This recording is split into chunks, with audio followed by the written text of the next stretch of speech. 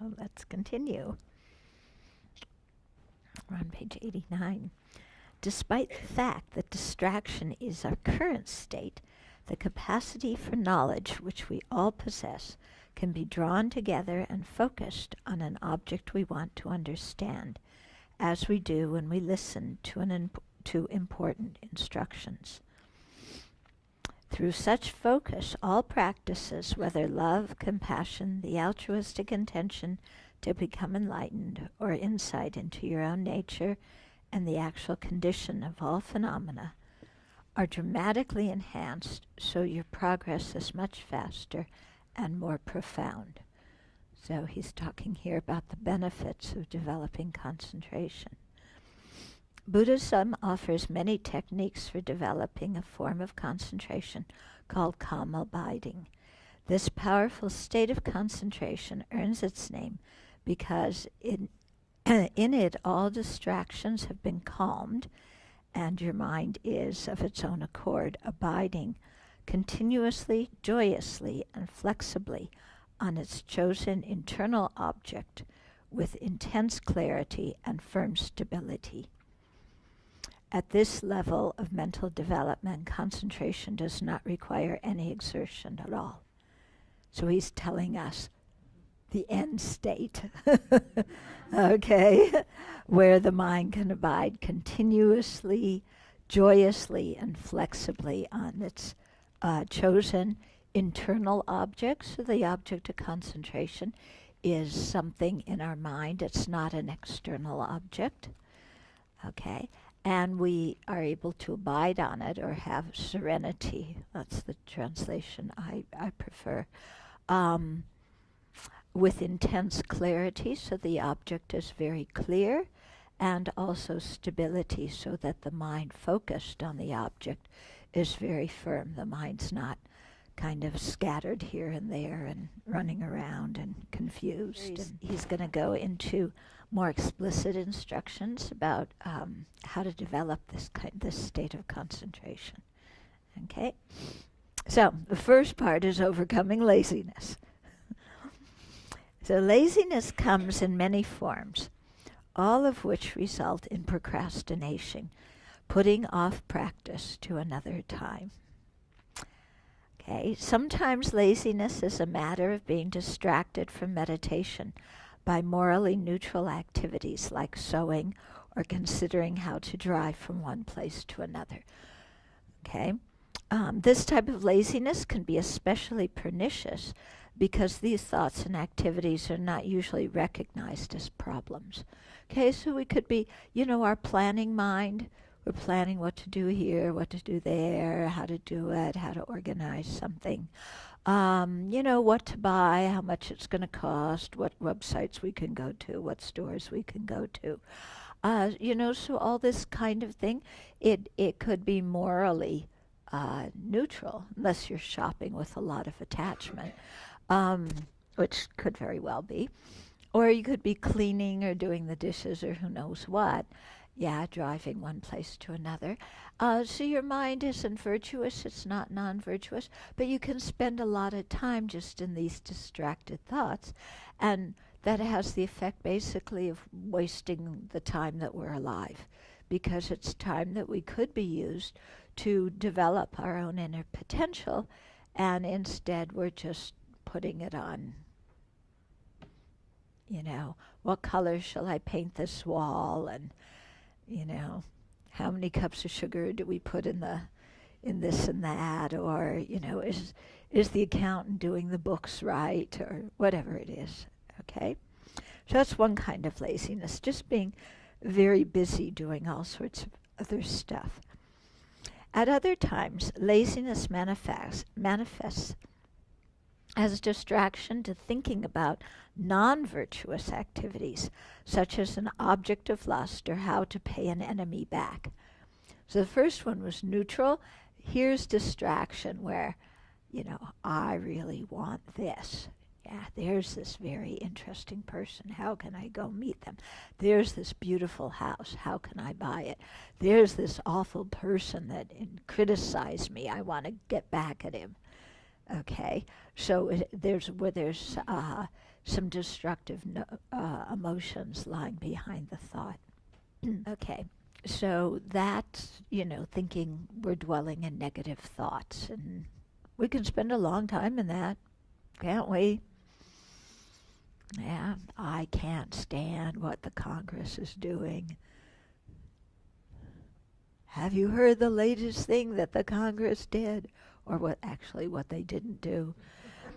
You know, who are these people, getting paid for by taxpayer money to sit around and be clowns? What's going on? Yeah, so we can have a lot of anger regarding the political situation. Another type of laziness is the sense that you are inadequate to the task of meditation, feeling inferior and discouraged. How could somebody like me ever achieve this? Impossible. I can't even do my job at work right. I don't even have any friends. I'm not a very good friend to others. Oh, my life is just kind of hopeless. And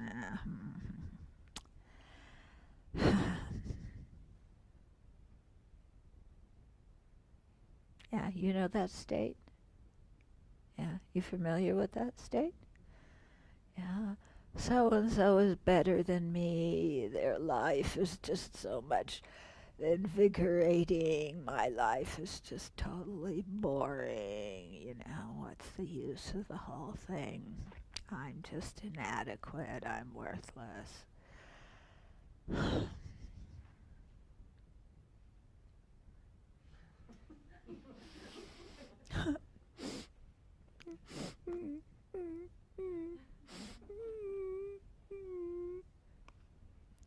Yeah, you know this one? Yeah? So this is a type of laziness. Yeah. Holiness says, in this case, you are failing to recognize the great potential of the human mind and the power of gradual training. Yeah. So at that moment, when we're sitting there in our self-pity, yeah, we're failing to recognize the great potential of the human mind. Yeah. We're totally out to lunch, not considering, the value of our life, the potential of our mind, and we're not appreciating the power of gradual training. Yeah.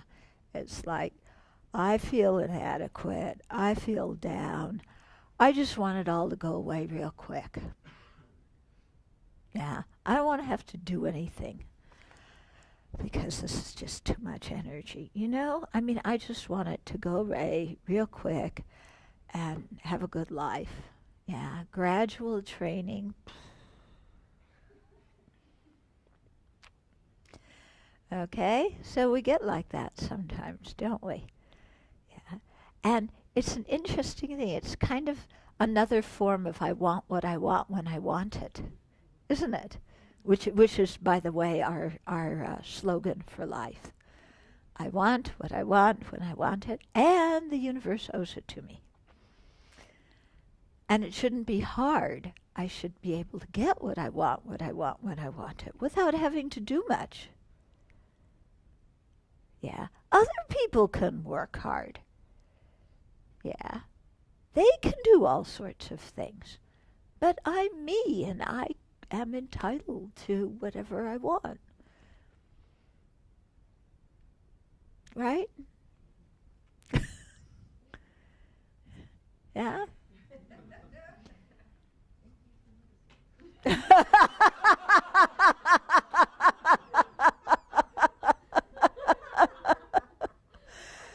Yeah?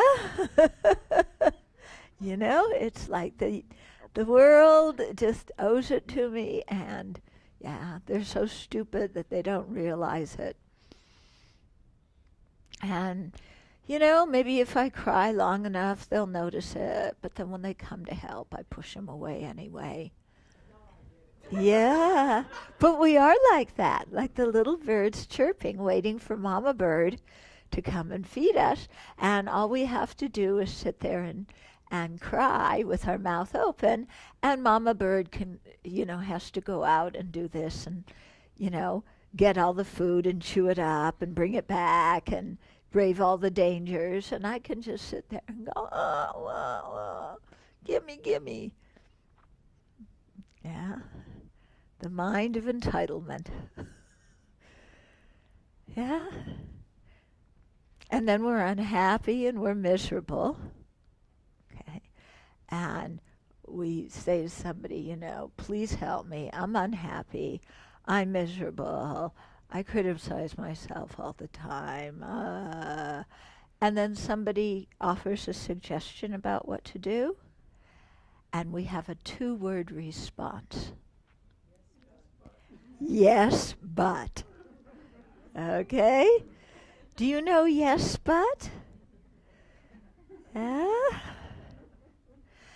Yeah, you're unhappy, you want something, you go for help, somebody gives you help and suggestions, and we respond, yes, but.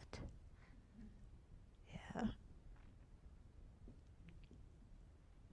And that's it, isn't it?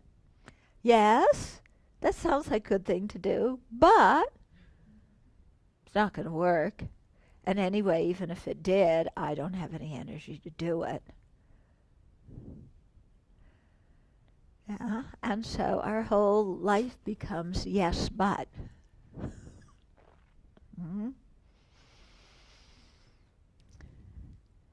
Those 2 words drive me crazy.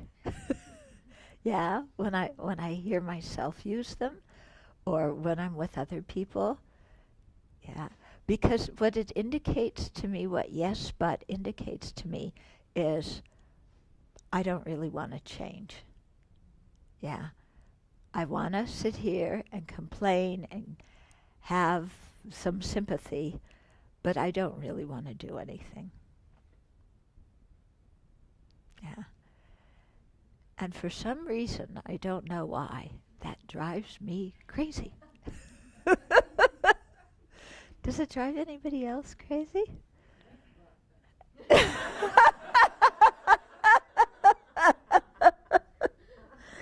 Yeah. Yeah. So it's like we give up before we even start. Yeah. It's like I don't know. We want people to do things for us, but then we won't accept what they do. I don't know what it is. I mean, anybody else here have? To see that it was your problem being lazy and not the problem of the world. Yeah. Yeah. So it takes that time to be responsible for what we're feeling and to have a determination to do something. Yeah. Yeah. But then we keep doing it.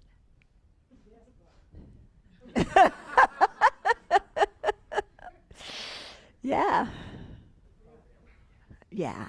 Yeah, because the definition of laziness in Buddhism isn't just lying around and doing nothing. It's not practicing when you have the opportunity. Yeah. And so it's laziness. And so it could be just keeping yourself very, very busy doing all sorts of other stuff. It's like your stamp collection is just really important. And then now you're branching into collecting coins, and you've got to memorize all the capitals of the states as well as know all the list of presidents, and keeping ourselves busy. Yeah, I was too busy benefiting people to go to teachings. Yeah. Yeah, that one's a hard one when we use that for an excuse, isn't it? Okay. So, but this is the first thing that we encounter when we try to practice, is our own laziness. Or another way to put it is resistance. Yeah, that's another way to put it. We have resistance. And, that's just the way we are at the beginning. Uh, and to look at it's helpful to look, why am I resistant and what's going on. Some resistance comes simply because we're new and we don't understand yet. And so that's fine, I remember when I first went to teachings and I saw people prostrating, it was like, what are these people doing? I didn't do it when I first went to teachings. I thought it was kind of strange. But then there's some things that as you learn the reason behind them and you see how they affect the mind in a positive way, then the resistance vanishes because there's understanding instead. Yeah. So that's one kind of existence that we can gradually overcome. There's another kind that is when the Dharma really starts to touch something, and then ego puts up all of its blockades. It's like, you're telling me not to be attached, but if I'm not attached, I won't have any happiness. Ah! And, the attached mind puts up a big fight about it. Or the angry mind, come to teachings, we hear about the disadvantages of anger. And then it's really, yes, but this person did this and this and this. And yes, but if I don't retaliate, they're going to do that and that and that. Okay? And so then our back really gets up straight. And our back bristles and, don't tell me to not be angry.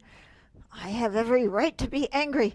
I know it makes me miserable, but it's my right. Okay.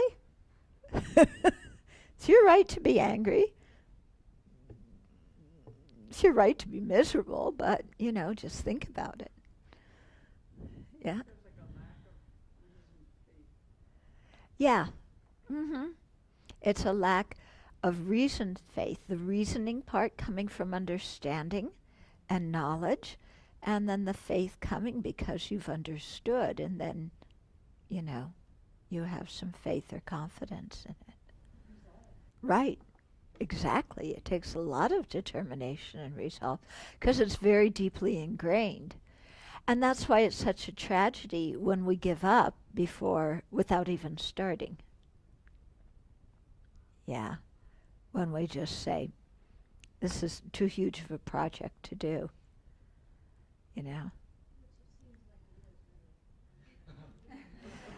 Yeah, it's interesting how our mind works, though. It says, well, yeah, it seems like it is. Yeah. So let's just give up. This seems so difficult, so let's give up. And it's kind of like resigning ourselves to misery. Whereas even if we try, and like you said, these things are not going to change quickly or easily, but they will change if we create the causes for them to change. If we give up without starting, then for sure the change is not going to happen because the causes aren't being created. But even if we engage in the causes a little bit, in a way that's comfortable to us, slowly, the change comes about. Yeah? What I find tragic is when we say, it's just too hard, so I won't even try. We give up on ourselves, basically. Yeah? And it's not necessary to give up on ourselves. And it's not necessary to compete with anybody else or to be the best one, because this isn't a competitive sport. Yeah?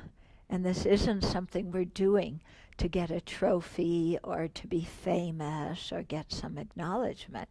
This is something, transforming our mind, we're doing because we want to be happy. Yeah? And we want other people to be happy. And I think that wish for happiness for ourselves and others is something in us right there from the very beginning. Because we're social animals, you know? We care about other living beings. Okay, so just kind of like, it's too hard. Yeah. I mean, if we do that, we'll never do anything. I have a scar. Where is it? Which side is it on? This side? Okay. So this is how much I notice the scars. I don't even know what side it's on now. But I have it because when I was an infant learning to walk, my parents, who don't smoke, have had an ashtray on the table, you know, what do you call it, like a coffee table. And I was like propping myself up trying to learn to walk, and I fell down and cut myself. And my mother thought, they thought it was nothing. Yeah, and it wound up to be a lifelong scar. But, I fell down. I'm sure I cried, because I cut myself. It formed a scar. Did that stop me from learning to walk? Yeah? We all fell down when we were learning to walk, didn't we? So you don't just get up when you're a baby and start walking. You get up and fall down and get up and fall down many, many times. Yeah? Each time we fell down, if we just said, it's too hard. Yes, walking would be nice, but I just can't do it. Yeah, I'm going to crawl my whole life because walking is just too hard, Then where would we be? Exactly. Yeah. Crawling is hard too. Staying stuck in our hole is hard. Staying stuck in our hole is harder than changing.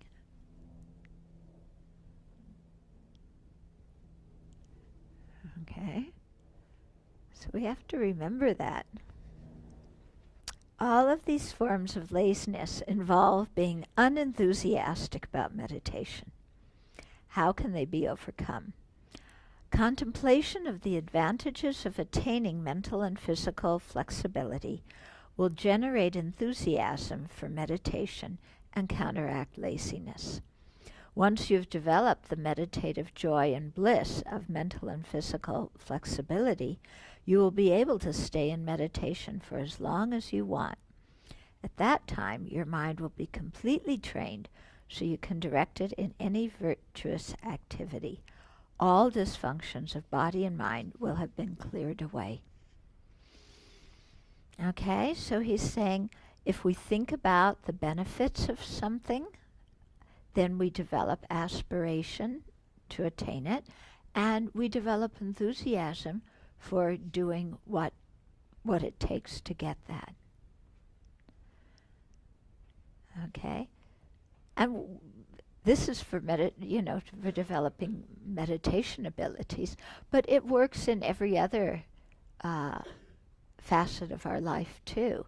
If we have appreciation for the benefits of something, then we generate aspiration to attain it. That gives us the energy, the enthusiasm to go about creating the causes.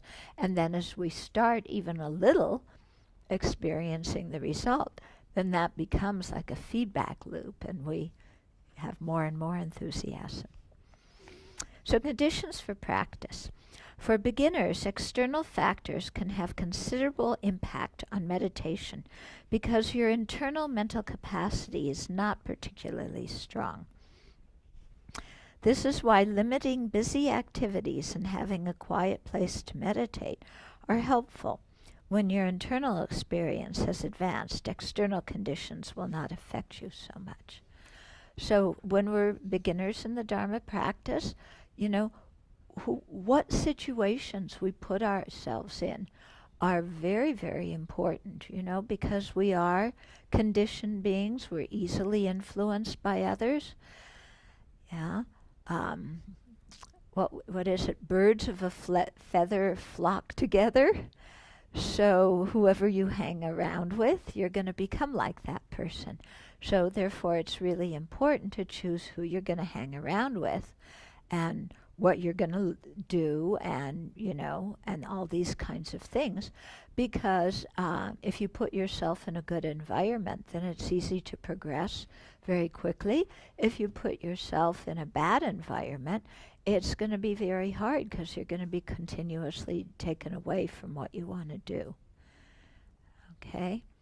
So it's the example I always give if you weigh 300 pounds, don't go to the ice cream store. Yeah? Because your mind is going to be too uncontrolled. And don't put yourself in that environment when you're trying to become healthy. So it can apply to any other thing that we're trying to do. If you have a drug and alcohol problem, don't go out with friends that drink and drug, because when you go out with them, you're going to drink a drug. Yeah? It's like, this is what our parents told us, and we hated it.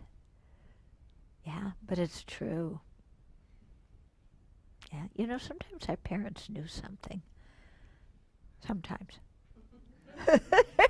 Actually, it's funny. As you get older, you realize that your parents were smarter than you thought. Yeah? I mean, at age 16, when you're nearly omniscient, and your parents are really dumb, yeah, then as you age, somehow your parents get a little smarter. At this early stage of cultivating calm abiding, you need a healthy place to practice, away from busy activities and persons who promote lust or anger. Internally, you need to know satisfaction, not having strong desires for food, clothing, and so forth, but being satisfied with moderation. Okay, so not only not putting ourselves in a bad situation, but learning to be content inside of ourselves without always more, better, more, better, more, better. Yeah. You need to limit your activities, giving up commotion. Busyness should be left behind.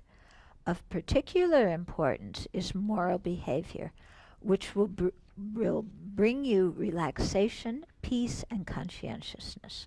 All of these preliminaries will help to reduce coarse distractions. So this one here, of particular importance, ethical behavior. Because if we live ethically, then we have a peaceful mind. Yeah? We're not sitting there tormented by regret. Oh, look what I did, and I should not have done that. I should have done something else. When we have good ethical conduct, then we don't worry about the police or somebody else coming and arresting us. So you have relaxation, you have peace in your mind, you have conscientiousness that cares about ethical conduct. Yeah. When we don't have good ethical conduct, then the mind is always restless because we don't really feel good about ourselves. Yeah. So, and when we don't feel good about ourselves, then that is another kind of loop, Oh, look what I did. I did this horrible thing. I'm such a bad person. Yeah. So I can't stand being with myself, so I'm going to go drink and drug, and then I do another horrible thing, and then I feel bad about myself again, and so then I go drink and drug, and then, like that. It becomes that kind of... I said drink and drug. It could be whatever it is you use to self-medicate, to distract yourself. Yeah, whereas when we have an ethical life, then we're completely transparent, NSA wants to spy on us, it's okay. Yeah? I figure if NSA spies on me, they might learn some Dharma. Yeah? When I went to Singapore in 1987, I went right after there was an uprising in Lhasa, and I went right after that. And the people in Singapore were all going, don't talk about the situation in Tibet. There's surely going to be spies in the audience. Yeah. And I said, that's okay. They'll learn some Dharma. I welcome spies in the audience. Yeah. They looked at me like, yeah. Okay. But I don't have anything I need to hide. Yeah. All my boyfriends are really secret, you know. You won't find out about them. Yeah. Yeah. 15, 20 boyfriends. Yeah.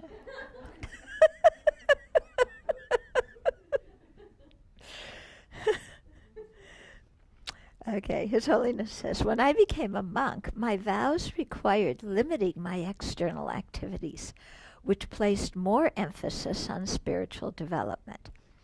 Restraint made me mindful of my behavior and drew me into considering what was happening in my mind in order to make sure I was not straying from my precepts.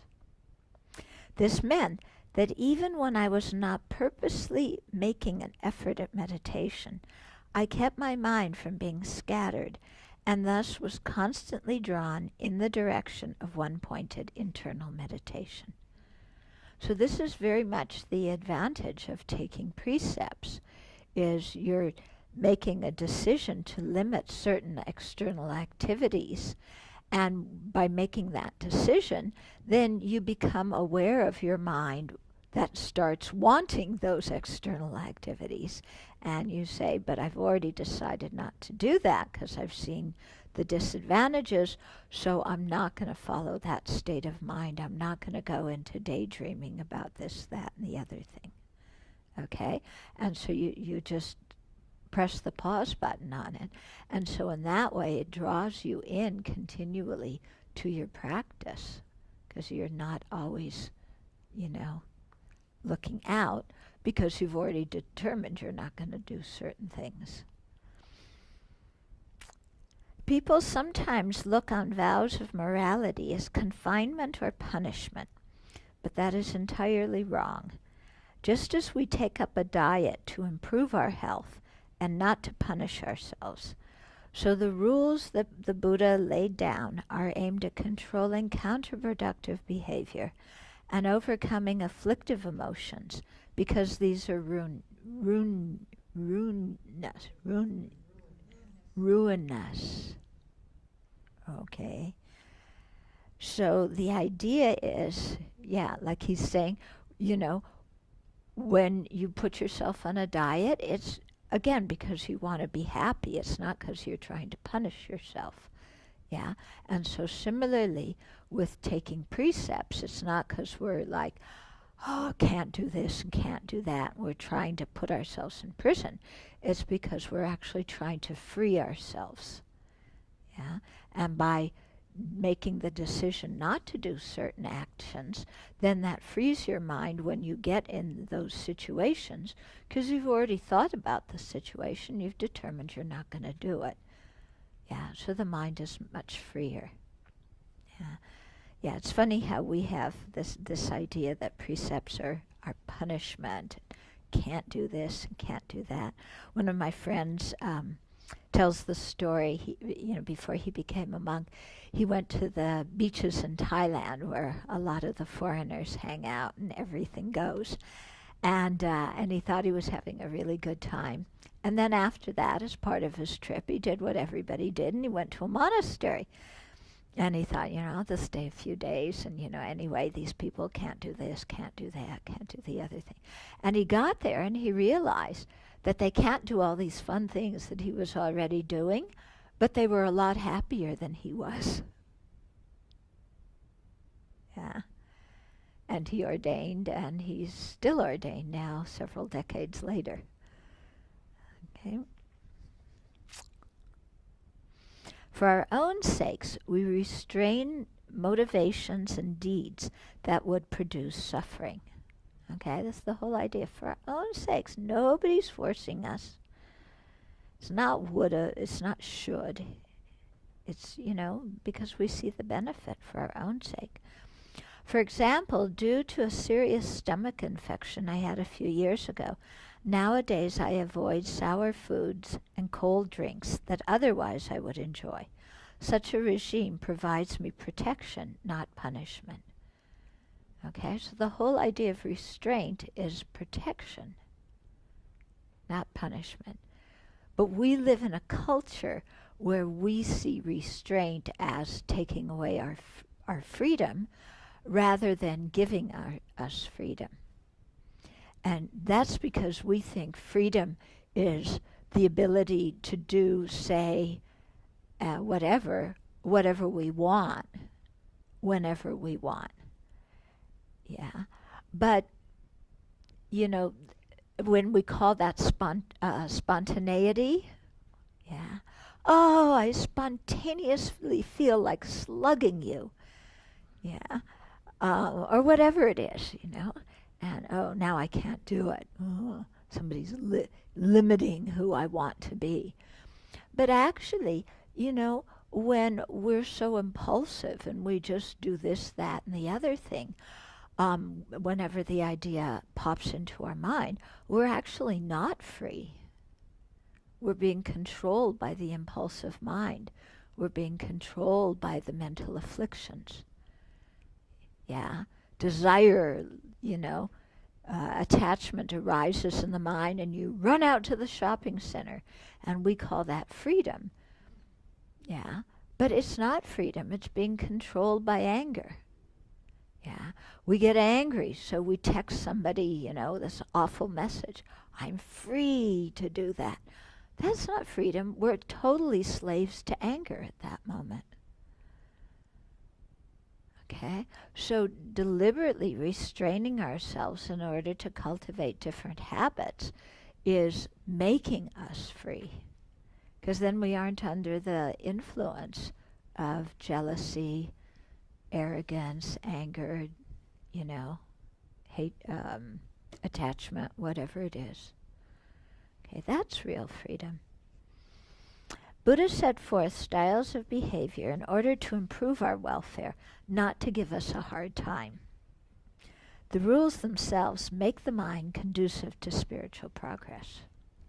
Then our posture, because if you straighten your body, the energy channels within the body will also straighten. Okay? Allowing the energy flowing in those channels to balance, which in turn will assist in your balancing your mind and putting it at your service. So we have certain internal energies, or winds they call them, subtle wind energies, and if we're able to sit up straight, it facilitates the flow of those subtle energies, and that influences the mind and makes the mind easier to manage, easier to control. Although meditation could be conducted lying down, well, that sounds good.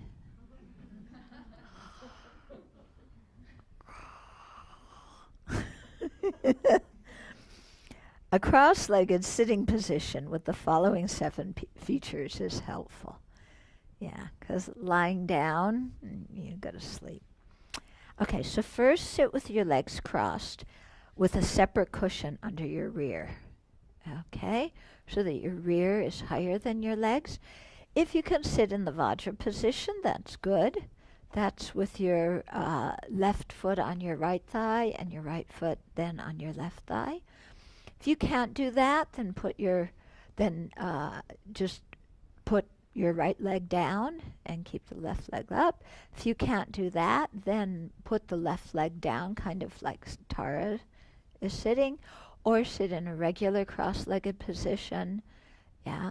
If you have health things, physical things that you prevent you from doing that, then sit on a bench, one of those small benches or a stool. Yeah, or if you can't do that, then sit on a chair. Yeah, but it's good to try and keep your body fit so that you can sit cross-legged on the ground, because it does affect the way that the energy flows. Okay? Then calm abiding is cultivated by focusing the mind not on an external object but on an internal object. Okay, so we're not like looking at the clock and developing our single pointedness on that. Yeah. No, it's still 10:07. No, it's not. It's okay. Um, okay. Thus, with your eyes neither widely open nor tightly closed, but a little open, gaze down towards the tip of your nose, but not intensely. If this is not comfortable, gaze towards the floor in front of you. Leave your eyes slightly open. Visual stimuli will not bother your mental consciousness. Later, it is fine if your eyes close of their own accord. Okay, so if you have your head kind of level and your eyes are just a little bit open, it's not saying make yourself cross-eyed by looking at the tip of your tongue, but, the space down in front of you is okay. Yeah, but letting a little light into your eyes keeps you from falling asleep. Yeah? But don't let your head drop, because if your head drops, it usually keeps dropping. And don't put your head to one side. There's some people, they're meditating like this.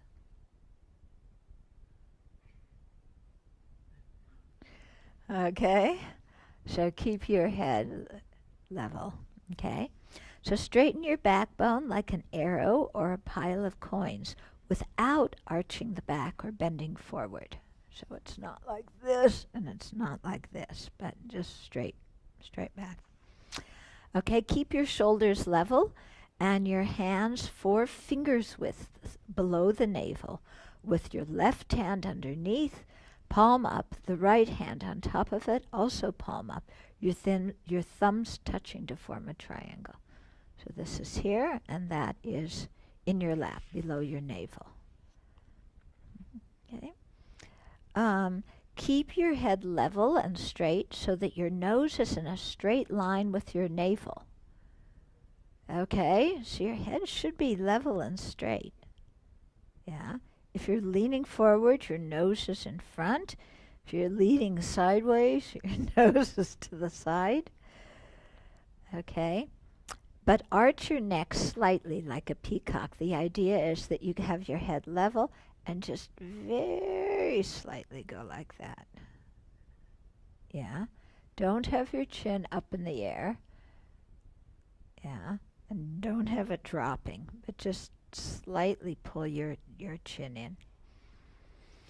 Okay, leave the tip of your tongue touching the roof of your mouth near the front teeth, which later will enable you to stay for long periods in meditation without drooling. Okay, it will also keep you from breathing too strongly, which would dry out your mouth and throat. And then breathe in and out quietly, gently, and evenly. So that's important. Don't do any of this big,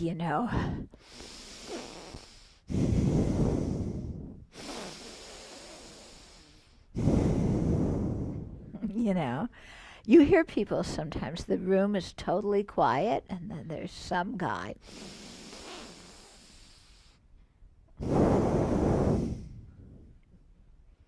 It's like, shut up.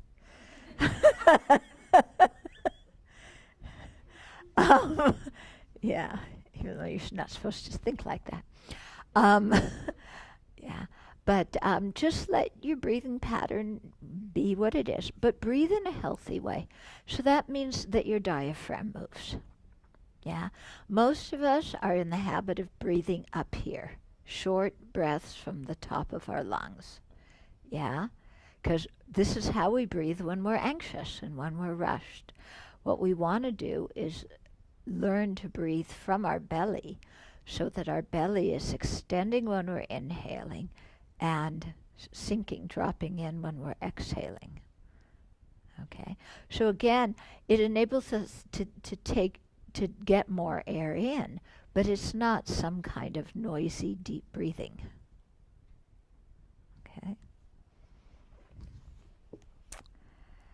Okay, now he's going to teach us a special breathing practice. So at the start of a session, it is helpful to remove counterproductive currents of energy called airs or winds from your body. Like getting rid of rubbish, this series of 9 inhalations and exhalations helps to clear away impulses towards lust or hatred, lust or attachment, or hatred that you might have had before your meditative session. Okay? So first, inhale deeply through the right nostril by pressing the left nostril closed with your left thumb. Okay? So your hands are in a fist motion, a fist. Yeah. This one's done. So you inhale here. Yeah. And then exhale through the left nostril. I lost my place. Then release the left nostril. Press your right nostril closed with your left middle finger, exhaling through the left nostril. Okay? So it's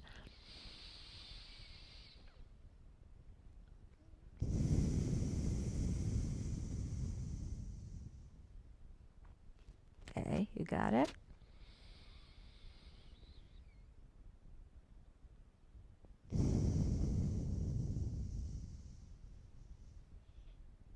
Okay. So you do that 3 times. Then after that, inhale deeply through the left nostril by continuing to press the right nostril closed with your left middle finger. And then release the right nostril and press your left nostril closed with your left thumb, exhaling through the right nostril. Okay, so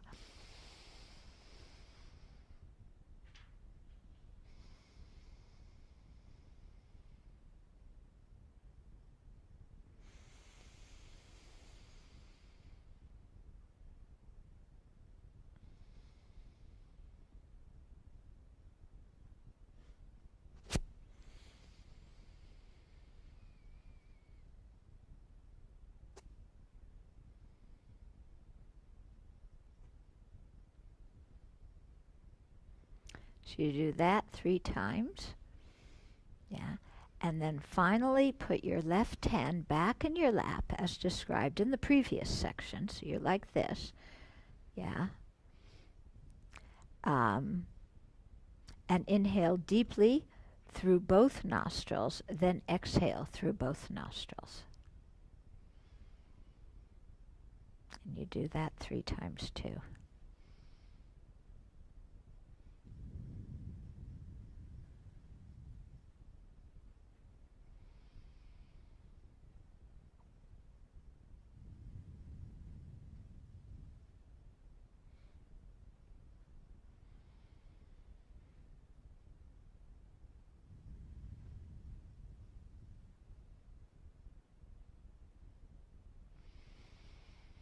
Okay, so you've done 9 breaths.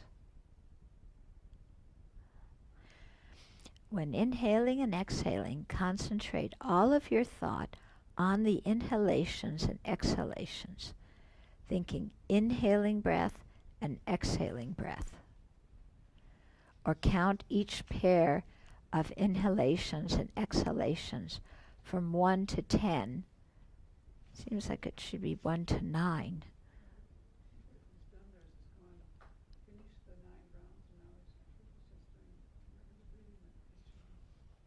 Oh.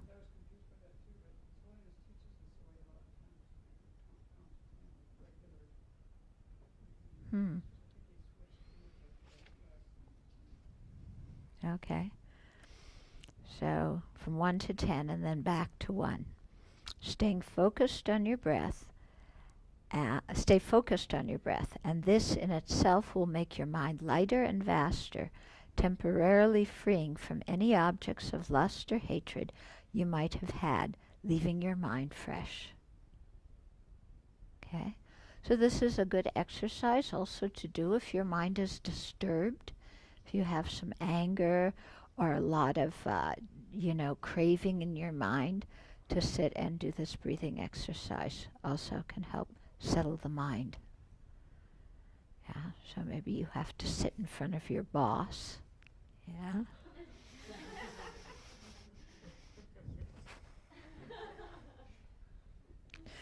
Yeah.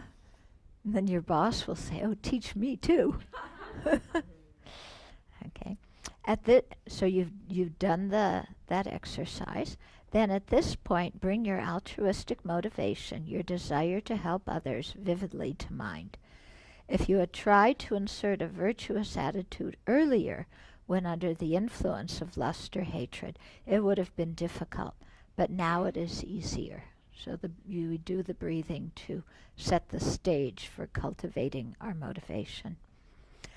This breathing practice is like preparing a dirty piece of cloth for dye. After washing, it will easily take the dye.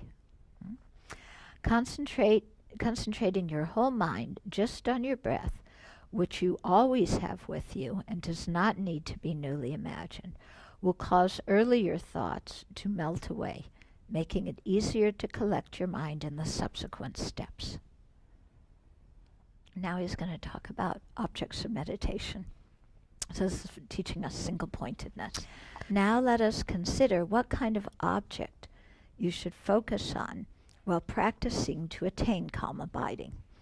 Since the effects of previous destructive emotions tend to linger in the back of the mind, any attempt to concentrate your mind is easily interrupted by these forces. Somebody want to turn the fan on? If you have already strongly ascertained the emptiness of inherent existence, you could take the image of emptiness as your object of concentration. But initially it is difficult to concentrate on such a deep topic. Yeah, so give yourself a break. Start with something easier, especially since we don't really understand emptiness. More typically, you need an object of attention that will weaken your own predominant destructive emotion, whether this is lust, hatred, confusion, pride, or excessive thoughts.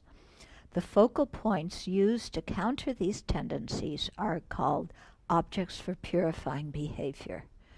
Okay, so he's going to talk now about certain meditative objects that are good if you have a personality that is inclined toward one or another afflictive emotion. Okay.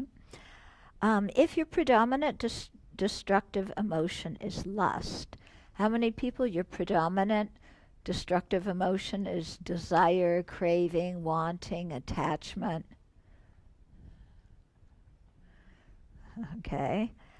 Then you react. If your predominant destructive emotion is lust, you react to even a slightly attractive person or thing with immediate desire. I want. In this case, you can meditate on the components of your body from the top of your head to the soles of your feet: skin, flesh, blood, bone, marrow, urine, feces, and so forth. Yeah. Seen superficially, the body might be considered beautiful, but if you closely consider its parts for the purpose of this exercise, it is not so beautiful. An eyeball alone can be frightful. Consider everything from your hairs to your fingernails and toenails. Okay? So we have this notion that our body is something beautiful, desirable, gorgeous. But when you really look at what the body is and you mentally take it apart, yeah, it's not so nice. I mean, on the outside we look and, oh, you know, somebody's hair, somebody's skin, it looks really good. Yeah, but if you just peel the skin away, what do they look like when you peel the skin away? Yeah. Yeah, like an anatomy textbook, except in Technicolor. Yeah. And so whatever you thought was so desirable and beautiful, you know, as soon as you peel it away, you see it is not so desirable and beautiful at all. So this really helps to calm attachment. Yeah. Helps quite a bit to do that. Once when I was visiting Thailand, near the door of a monastery, there were pictures of a corpse taken day by day over many days. The stages of decay were obvious. The pictures were really helpful. Yeah. So when you're trying to get a more balanced view of what the body is, it's helpful to see these kinds of pictures. Yeah. Somebody sent me pictures of some of the bodies of the tsunami victims. Amazing, you know. What an incredible meditation for you are not attached to the body when you look at these bloated bodies. Yeah. When I went to Thailand for a short while, for about 2 weeks, some years ago, and I was at a Thai monastery, and I asked if we can go to see an autopsy. Here in the States, you have to jump through all sorts of hoops to get permission, but there it's a standard practice for the monastics to go and watch an autopsy. So we went, and it was quite helpful, really. It was so cute. The monks, I was there with a woman friend of mine, my assistant, and the monks were so afraid that we were going to faint when we saw the inside of the body. And we both looked and said, look, we both helped our mothers in cooking. We know what raw meat looks like. Yeah. They were very concerned because I think one of the monks had fainted before. Okay.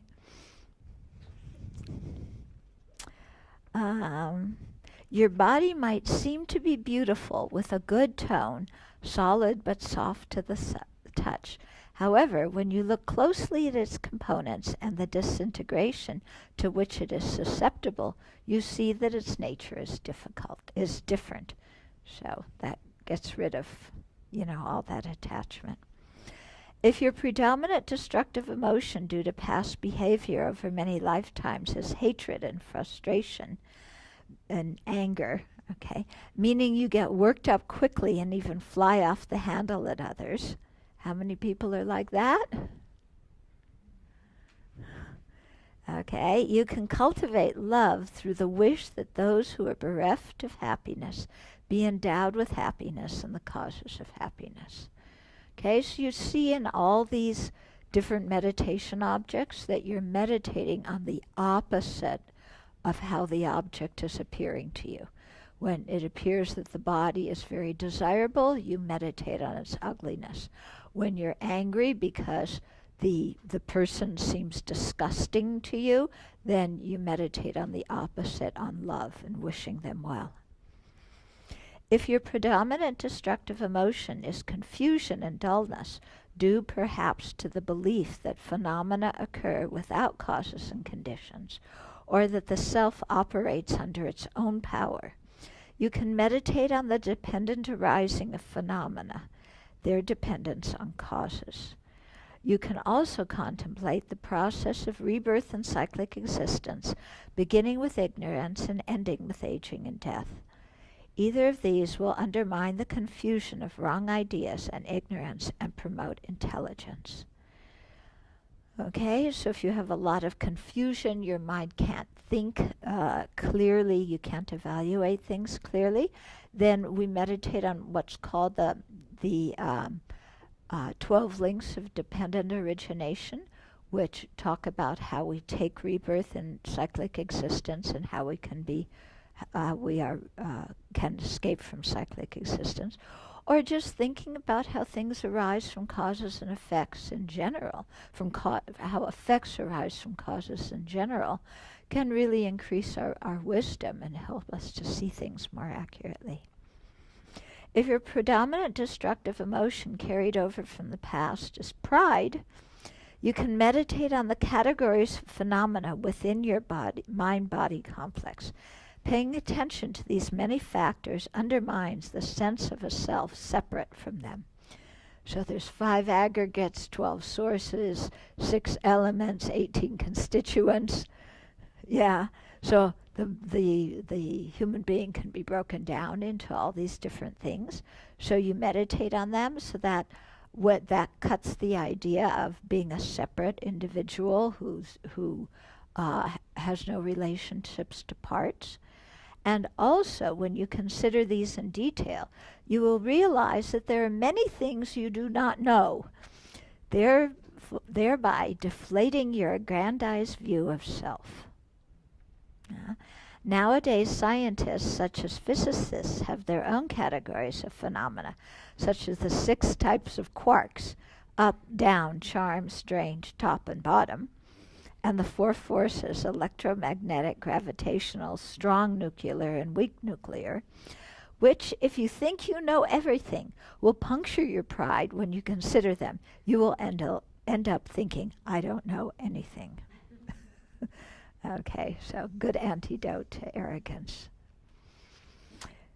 Yeah, because arrogance can be a big problem on the path. If we're arrogant, then you can't learn anything from anybody because we are already astute and learned, and so we limit ourselves. If your predominant afflictive emotion is generation of too many thoughts, so that you are fluttering around thinking about this and that, you can meditate on the exhalation and inhalation of the breath as described in the previous section. When you tie your mind to the breath, the seemingly ceaseless stream of thoughts roaming here and there will immediately diminish. If you have no predominant destructive emotion, you can choose any of the above objects. Okay, so the breath really helps settle the mind. Okay, now he's going to go on to a special object. Okay, a helpful object of meditation for all personality types is an image of the Buddha or some other religious figure, since concentration on it imbues your mind with virtuous qualities. So here the idea is, when you think about something virtuous, then your mind becomes like whatever it is you're thinking about. So if you imagine the body of the Buddha or any of the other Buddhas and Bodhisattvas, it just by imagining that, it draws you into thinking about their qualities, thinking about the possibility of becoming like them. It changes your mental state. It's like if you think of Ted Cruz, okay? Sorry, I'm picking on people from Texas, but there's just so much in Texas to pick on. Highest capital punishment rate in the country, on and on and on.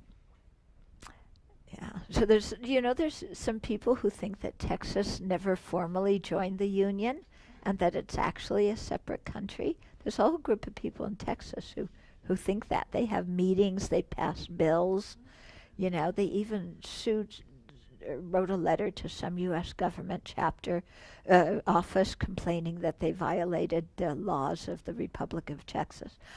But I don't know, I wouldn't mind too much if Texas So, anyway, it's okay. Okay, but if you think of Rick Cruz, okay, are you going to get some kind of feeling in your mind? Ted Cruz, sorry, yeah, it's Rick Perry, isn't it? Oh yeah, our inspector is Rick Cruz.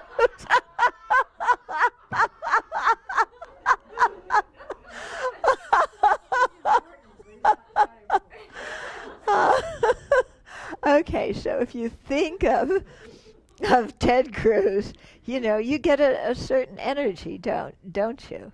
Yeah. So if you think of the Buddha, you get another kind of energy. Yeah. If you think of what's her name, Beyonce.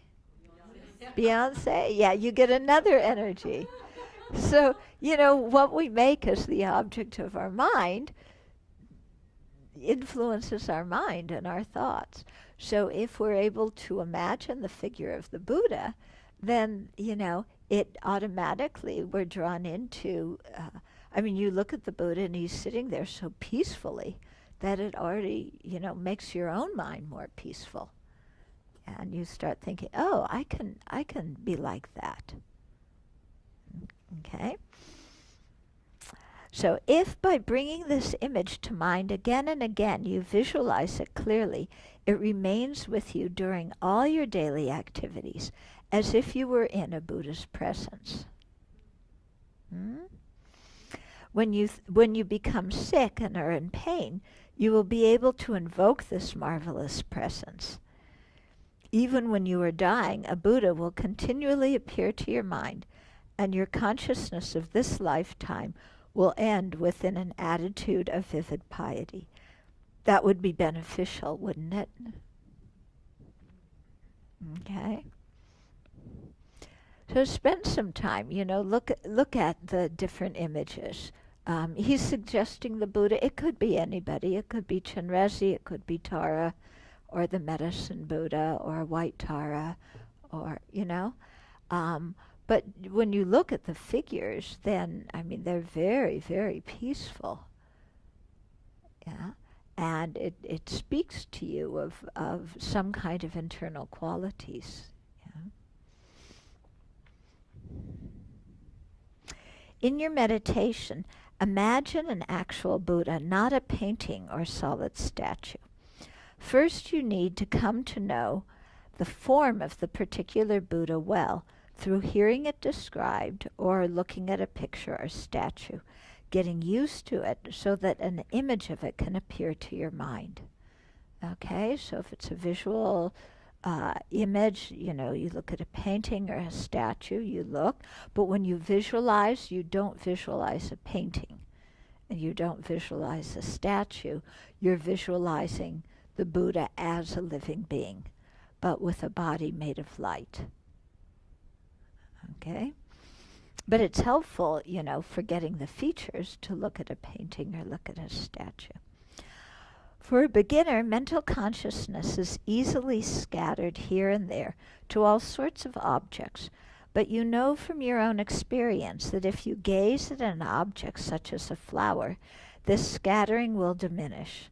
In the same way, when you gaze at a Buddha image with your eyes, scattering will lessen, and then gradually you can cause the image to appear to your mind.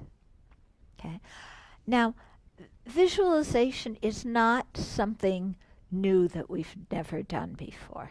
Sometimes people hear it and they go, oh, what is this about? We're visualizing all the time. Yeah.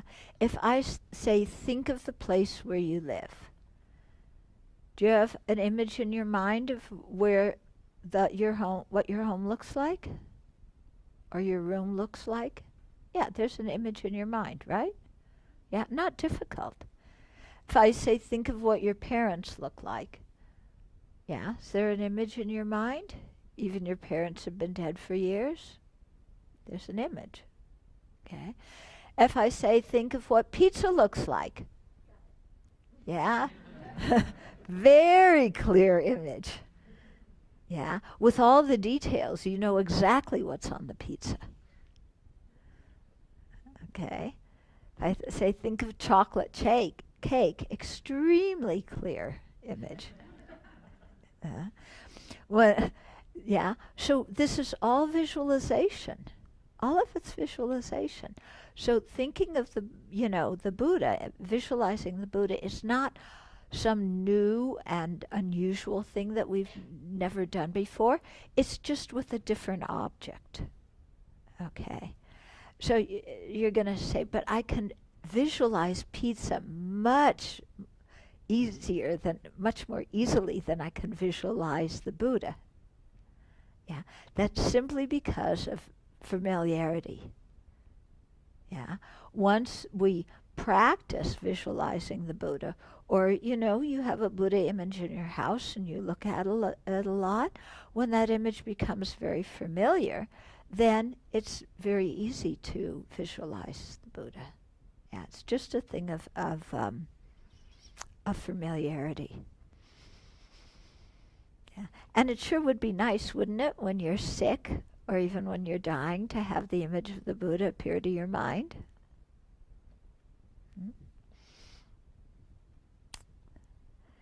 Okay. Imagine the religious object on the same level as your eyebrows, about 5 or 6 feet in front of you. It is 1 to 4 inches high. You know, when I do it, it's usually closer, I think, because I'm nearsighted. Yeah. But, you know, some distance like that. In other words, it's not at the other end of the room. Yeah.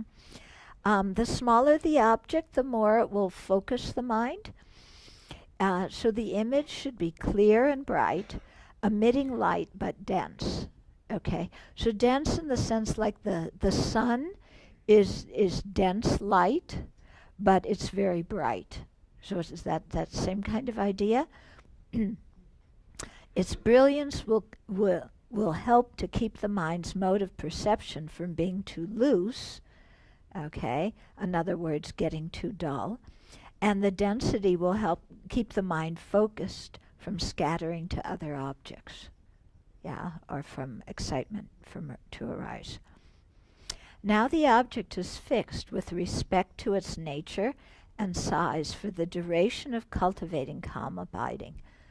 Okay? You should not switch from this, even though over time the image may change in size, color, shape, or position, or even number. Put your mind back on the original object. Okay, so when you're using the Buddha as the object of meditation, you have that image, you stay with that. You know, if all of a sudden your Buddha appears pink, you don't, and it's vivid, so much clearer than a Buddha with golden skin, but your Buddha appears pink or purple or, you know, spotted or something. You don't pay attention to that, even though it's clear. You bring your attention back to the original Buddha, okay? Even if, you know, because the Buddha's sitting like this, if he switches his hands like this, yeah, you come back to the original one. If the Buddha all of a sudden jumps up and down and says, hello, hello, you know, come back to the Buddha seated tranquilly, okay? Because you see, if you keep changing the image, then you're never going to be able to stay one-pointed on one image, are you? Okay? If you strive too hard to make the object bright and clear, this will interfere. Constantly adjusting its brightness will prevent stability from developing. Moderation is needed. Once the object appears even vaguely, stick with it. So even the object is not crystal clear, it's just some vague image of the Buddha. That's good enough. Stay with that. Yeah, and then go over the details from time to time. Later, when an object is steady, you can gradually adjust its brightness and clarity without losing the original image. Okay, so the idea is don't squeeze yourself to get the perfect image. It's like, okay, I got the Buddha's right eye, but I can't get the left eye. You know, and that little finger is not staying where it should. You know, don't sweat the details. Just get the general image, and then slowly, you know, you can refine it and make it more clear. Okay? So then the meditative reflection. So you can do this in the break time and in your next meditation session. Look carefully at an image of the Buddha or some other religious figure or symbol, noticing its form, color, and details. So do that in the break time. Yeah. Then your next session, work at causing this image to appear internally to your consciousness, imagining it on the same level as your eyebrows, about 5 or 6 feet in front of you, about 1 to 4 inches high. Smaller is better, and shining brightly. Then consider the image to be real, endowed with magnificent qualities of body, speech, and mind. Okay? And then you place your mind on that. Keep your mind there as long as you can. If the image fades, then renew it and go back over the details, reminding yourself of what the Buddha looks like. Okay? And it's advised, he'll go into this in the next chapter, to do short sessions at the beginning. Yeah, just even 5 minutes of concentrating. And then, open your eyes, look around. Don't get up and go somewhere. Don't talk. But, just open your eyes, look around, then for a minute or two, and then come back and, do it again. And that can be a very good way to gradually lead your mind into concentration. Questions? So the impatience of wanting society and human beings and everything to change very quickly. What I found helpful along that line is to think, and somebody brought the point up before, that sentient beings have had afflictions in their minds since beginningless time. And so it's going to take a while to overcome them. They're not going to go away immediately. And it's just a thing of habit. Yeah. But those afflictions and so on are not the nature of the mind, so they can be eliminated. So change can happen, but it's going to take a while because we have to create a whole new habit. Okay? So that goes for us personally. As for societal change, society is simply a group of individuals. Yeah? And so each of us has to do our own part to tame our own mind, and when we've tamed our own mind, then automatically society will change. Yeah. Without us as individuals taming our own mind, society can't change. Yeah. Because you can form all the laws you want to, but that doesn't mean anybody's going to follow them. Yeah. And it doesn't mean people are going to be happy even if they do follow them. So, but with internal change, yeah, then we can really change society. So this is one way, actually, in which keeping precepts is our contribution to world peace. If we take precepts not to kill, steal, lie, so on, then we're contributing to peace in the world because we're deliberately, consciously restraining ourselves. Yeah, wouldn't it be nice if everybody took a precept not to kill for one day? Yeah, it'd be quite amazing, wouldn't it? Yeah. So, what one individual does can be very powerful. So, we need to contribute in our way.